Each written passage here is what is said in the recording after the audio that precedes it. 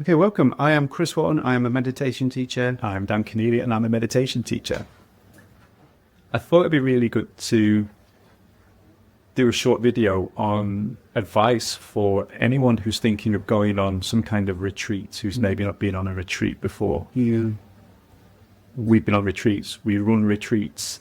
I recently came back from a retreat, 4 days, meditation, yoga, beautiful surroundings. And it was really interesting that there was a mixture of people on retreat. I think it was 36 of us. Really interesting that one guy, for example, he'd only learned to meditate 4 weeks prior. This was a whole new experience for him. And he said, I'm just going to throw myself in. Other people have been meditating for 10, 12, 15 years, and they've been on retreats regularly. So you've got this whole mix of people with different experience levels. And what came through for me during the retreat was those that were on retreat for the first time were maybe talking about the apprehension that they felt in terms of booking the retreat, because they didn't quite know what to expect or what it would do for them. Would it be really boring? A meditation retreat sounds boring, because I think we have in our heads the idea of these silent meditation retreats where you don't say anything, or there's only certain windows where you can talk, and it might be really introspective and people might find that difficult. So just some tips and advice for people who are maybe thinking about searching retreat on Google and booking, and how to give them that assurance that it's absolutely something that they can do.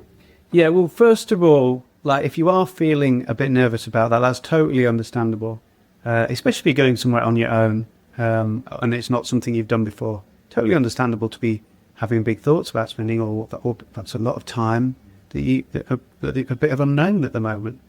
I would say you can always approach the person putting on the event, whether that's voice notes on WhatsApp or have a conversation. If you can't do that with them, it's probably not a retreat you would go on, but you will always be able to have a conversation with someone. If it's like a meditation retreat or any of these kind of retreats, they'll be very open. They will love talking about it. The people that put on these retreats just love it, and so they will be very happy for you to reach out and ask you questions.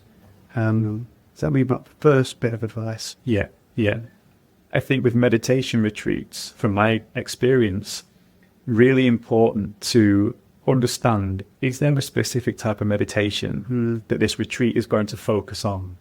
And is the style of meditation that I've learned, however long ago, suitable or relevant for that situation? And again, get in touch with the teacher and get in touch with the organisers and say, here's my meditation experience, or here's my yoga experience. I'd like to come. It sounds interesting. Can you tell me what it's about? What can a day on retreat look like? A friend of mine who teaches meditation in Australia, he does some fantastic retreats.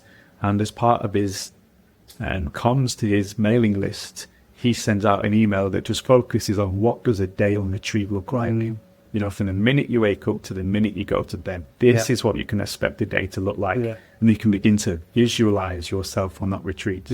That's a really nice way of bridging that gap between the known and the unknown. And it works wonders, because people look at it and go, I want a piece of that.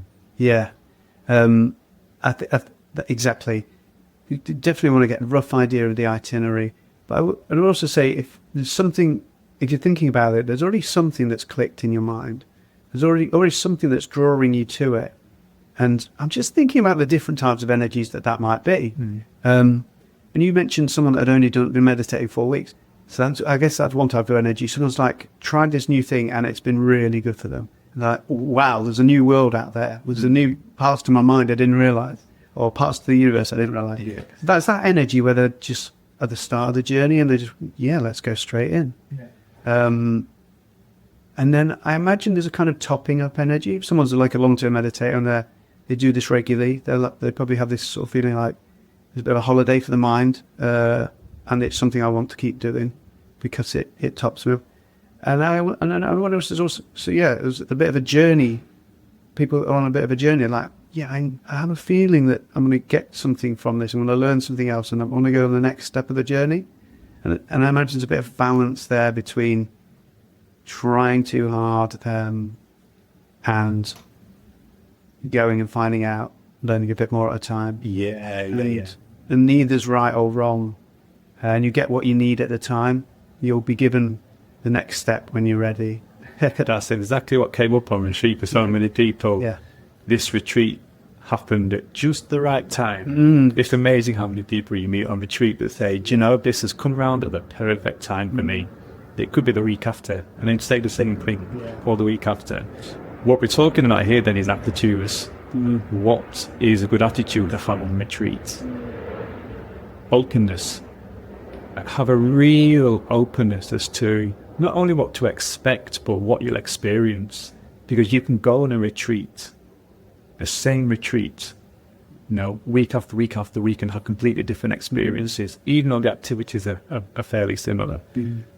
It's really good to have an open mind, to not put any expectations on outcome, to welcome the good, the bad, the ugly that might come up. Ultimately, everyone will be there for a purpose, but there will be a shared purpose as well. People book onto retreats for a reason, and the community that's created on these retreats is really wonderful. I've never done a silent retreat because it's not really my style, it's not really my thing. I really like community, so the retreats that I go on tend to be, group activities or meal times together, or just spending time with people. Meditation is a huge part of the weekend, hours and hours and hours maybe, but equally important is making connection with people, fostering that sense of community even afterwards, and it really helps with accountability and enthusiasm for your practice. Really does. And when you said that, I'm thinking about all the amazing people that I've met on retreat. When you go on a retreat, it's probably a bit of a niche part of the work, niche topic like meditation or a specific type, or other types of retreats that I've been on. They're quite a niche when you compare to mainstream life. And you'll meet people there from all walks of life, very different, but they're all on this sort of journey, or they have this shared interest, and it's fantastic to have different people but in a similar mindset. I've met some fantastic people on retreat, so don't be worried about meeting new people. They will be, I'm pretty sure they'll be lovely. Absolutely. Go on Google, go to your local wellness centre, speak to your local meditation teacher, your local yoga teacher. Do you know of any retreats coming up? Some retreats have 10 people on, some retreats have 110 people on.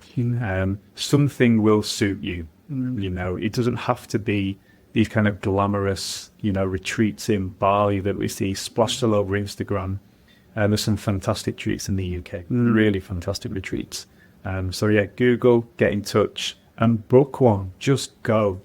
Just go on retreat. It can honestly change your life, because it will give you another option of something that you can look forward to in your calendar. This is what I was going to ask, like the main things that you get from going on a retreat. And you mentioned one of them was the accountability, and having that peer group of people that have been through an experience with you and they're on the same path, to stay in contact with them. In today's world where these deeper conversations aren't always present, just to have that is fantastic. Is there any other sort of stuff that's coming up for you, or what draws you to them, or what you've enjoyed about retreats? Inspiration. Just I'm inspired on retreat, inspired by the activities, by the meditation, the knowledge that you get from experienced teachers on retreat, the time that you can get to share with people of such experience. I'm inspired by the people on retreats, flying in from different countries maybe, or different walks of life, different challenges, different struggles, different reasons for being there. And inspired when I leave.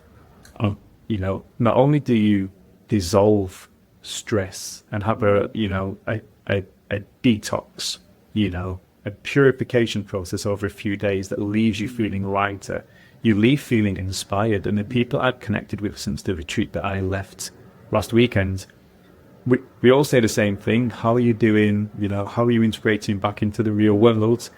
Everyone has said, I feel so inspired. My creativity is running wild. My enthusiasm is running wild, all underpinned by this foundational experience of a few days where you can really just take yourself away from the modern world for a few days.